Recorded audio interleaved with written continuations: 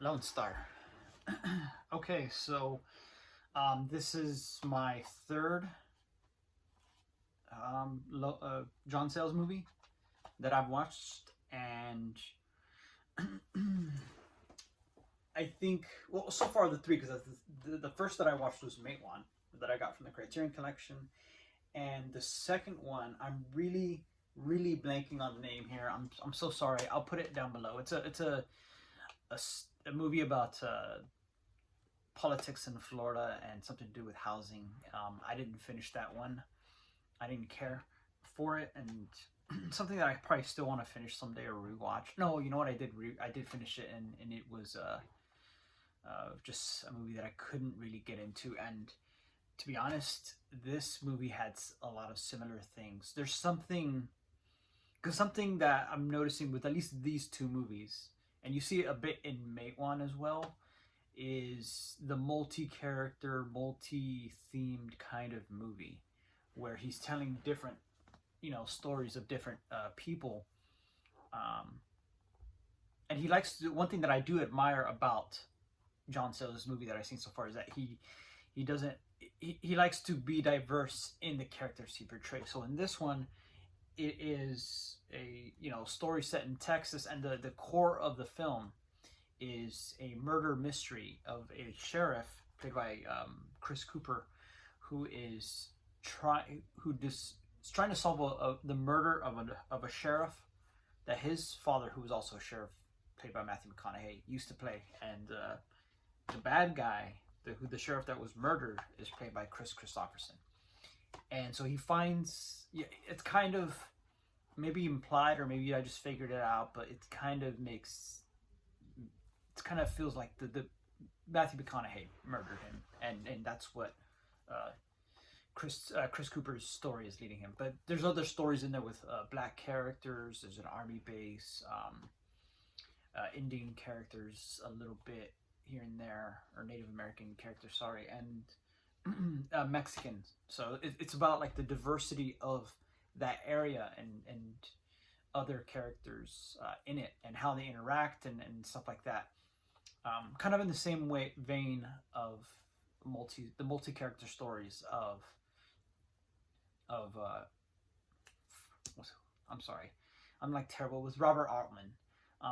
The difference though is that out of Lone Star and the other movie that I've seen, not Mate One, is there's a sort of roughness to John Sayles' movies. There's something kind of at times amateurish, or just not that well written or well acted. And unfortunately, I think that at least with the acting part, it's a limitation of John Sayles, because he's an independent filmmaker. He can't, he has a limited budget, and so he can't get the best actors, especially with this. I don't know how big Elizabeth Pena was at the time, and Chris Cooper as well was kind of up and coming.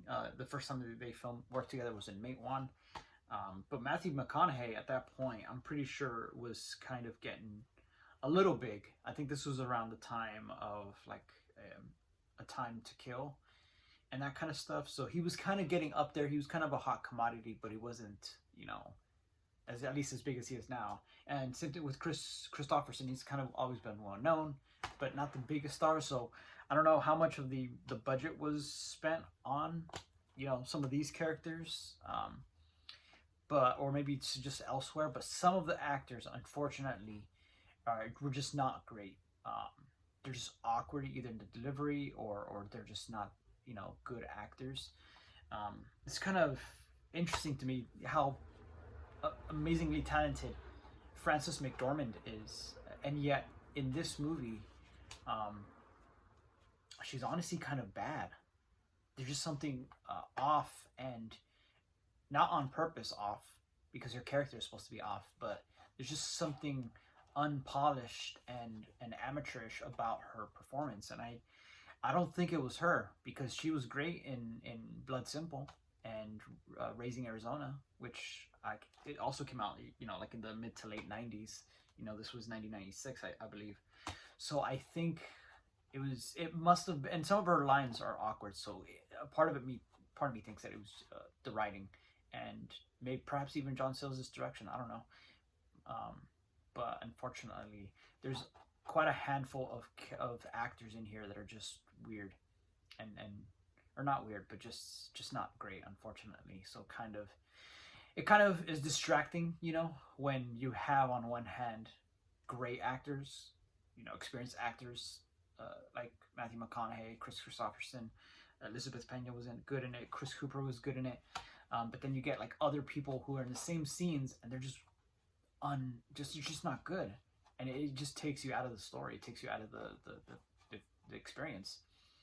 And when I say unpolished and amateurish about some of the two, at least those two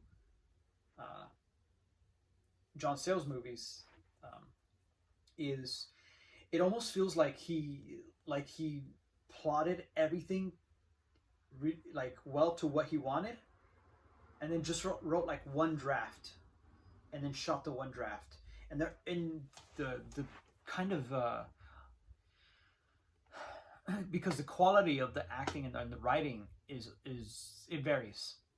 One scene is well written, well acted, and then the next scene is just an awkward delivery of obvious exposition, that the purpose of that scene is only just to reveal something about Matthew McConaughey's character, or there's a scene where, because there's a love interest between Chris Cooper and Elizabeth Pena, and then there's a scene where you kind of feel like, okay, they're probably gonna get together, but then there's a character, a woman, I guess, who's a friend of Elizabeth Pena's character, Pilar.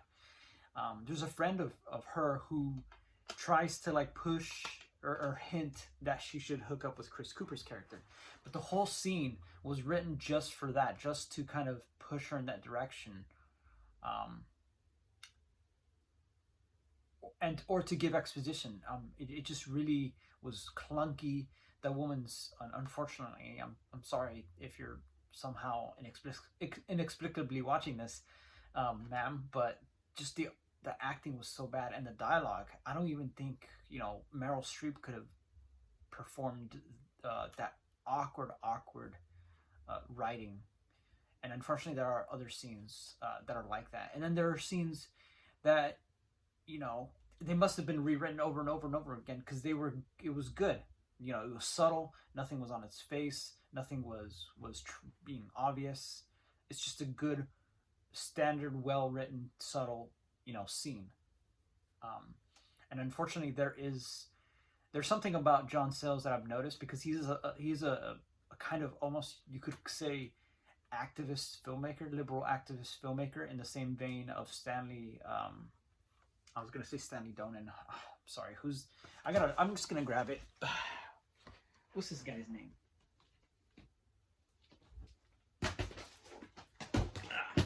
Yeah. Guess who's coming to dinner? Who directed that? Stanley Kramer.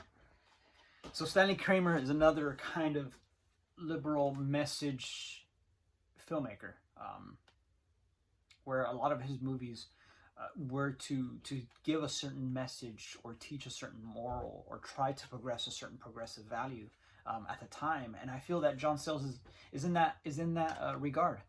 A lot of scenes in the movie, in both movies, were kind of a delivery of some sort of message, or something to remind the audience, the Mexicans were here first, and the whites are being discriminatory toward them.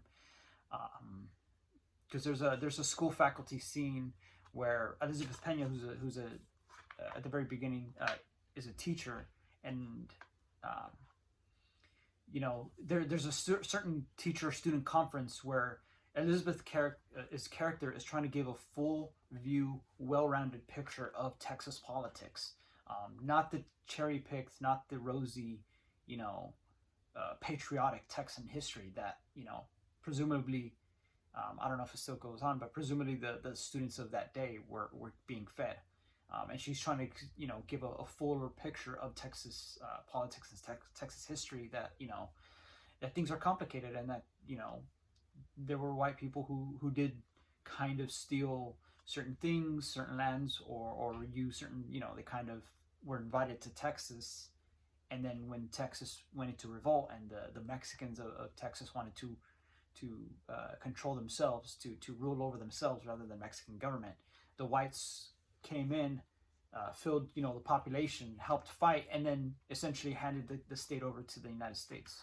To essentially the gist of it. And the whole scene is nothing but a vehicle to kind of remind almost, or to kind of reveal this fact to a presumably white audience, to say it's just like a liberal message moment, and nothing about that plot line ever factors into anything else in the movie. There is no teacher subplot, and you could have used other introductory kind of scenes for Elizabeth Pena's character, and I don't know, maybe on a rewatch I would change my mind, but that's kind of the sense of what I'm trying to give you guys, is that there are just scenes in here that are peppered out, that they're not there to progress the story or the plot. They're there to give exposition, and or to send a certain message, a certain that other characters are being victimized. The blacks in the city kind of had to congregate amongst themselves, but then they were still being taken advantage of by the white sheriff, stuff like that.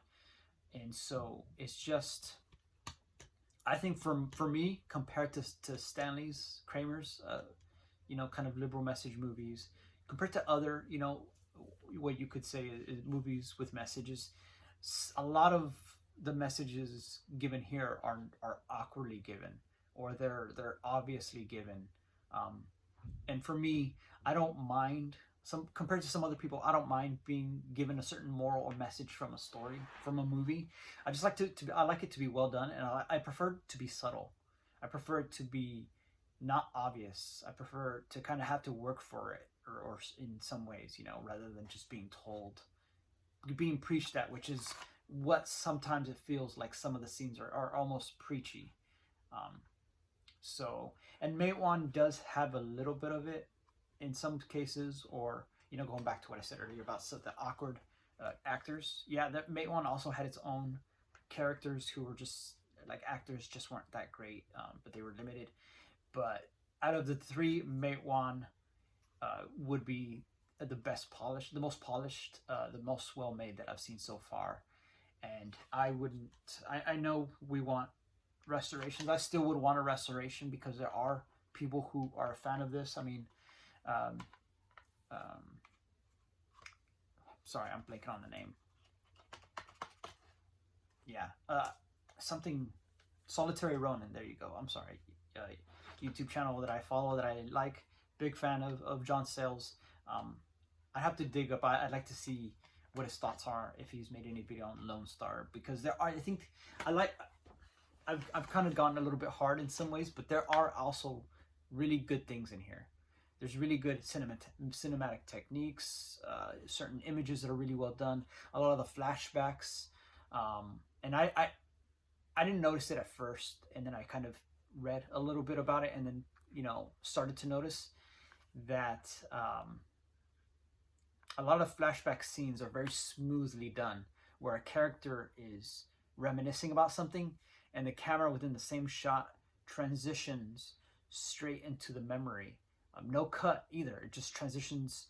The camera moves away, and then off to the side, I'm assuming different actors to act out the memory. But it's very smoothly done. It's very slick. I think I really like that.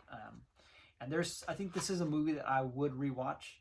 And honestly, if this was remastered, restored, by any company, I think Kino would probably be the best. I don't think this movie's Criterion worthy. Kino, I think, could do a good job with it. Maybe Indicator. This kind of feels like it could be an Indicator movie as well. I would still buy it, and I would rewatch it, because there is good stuff in it. There is good acting in it. There's good writing in parts of it. And yeah, for the most part, I think just the negatives are just too noticeable for me to truly enjoy it, because there's other movies where you like it, but you can see some flaws. Here, the flaws are a little bit too on the nose, too obvious for me to truly ignore. So I can't fully appreciate this. This would be, to me, like a 6 out of 10 stars. They're certainly better than a lot of crap that gets pushed, especially for independent cinema, I would say this is good for independent movies. But honestly, I would check it out, you guys. I don't know if I'd recommend you guys buy it, but if you like me have the ability to check it out from a library, I would recommend checking it out. It's worth a check out, honestly, because there's a lot of good stuff in it, and there's things to appreciate, to be honest. So I think that's all I'll say on the matter. You could say more, but I think that's where I'll leave it. You guys get the gist of what I'm putting down. So yeah, I hope you guys are doing well as you can be, and let me know if you have any thoughts on this movie, if you have any thoughts on John Sayles, or just anything else that you guys may have been watching. And I hope you guys have a good afternoon and a good evening. And I'm not even gonna finish that. All right, later, guys.